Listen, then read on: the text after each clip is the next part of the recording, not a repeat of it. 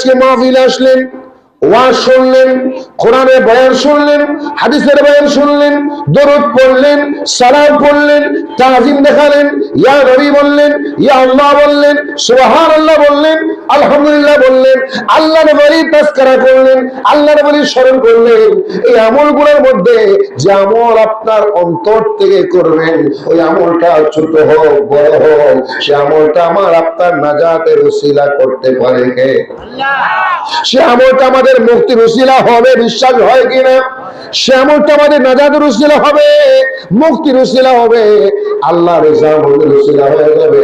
এই জন্য আল্লাহ বললেন, বান্দা তোমরা জররা পরিমাণ যদি ভালো কাজ করো, এমনিতে তোমাদের সওয়াব দেওয়া হবে না, আগে তোমাদেরকে তার ভিডিওটা দেখানো হবে।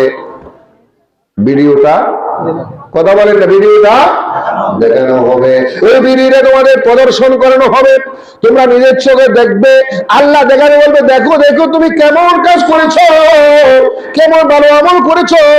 ওই মাহফিলে তুমি এসেছিলে কত বড় নিয়ত নিয়ে,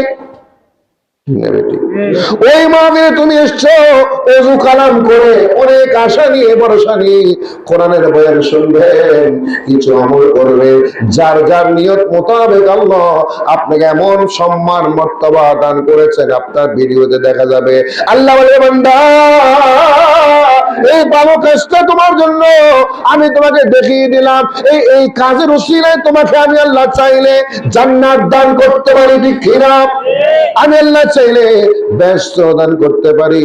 অনেকে মনে করে জান্নাতের জন্য অনেক কিছু করতে হবে।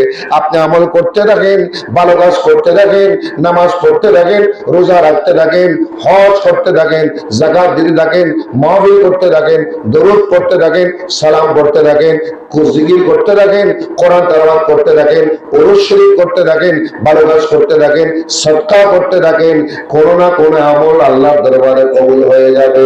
কোন আমল কবুল হবে কেউ জানে না, কোন নামাজ কবুল হবে কেউ জানে না, কোন আমল কবুল হবে কেউ জানে না। আপনার এমন আমল আল্লাহ হয়তো কবুল করে ফেলেছেন, আপনি বুঝতেও পারেন না, আপনি মনে করেছেন না না এই আমলটা কবুল হবেনি। এমনও হতে পারে আপনি সামান্য একটা খেজুর, একটা বলেন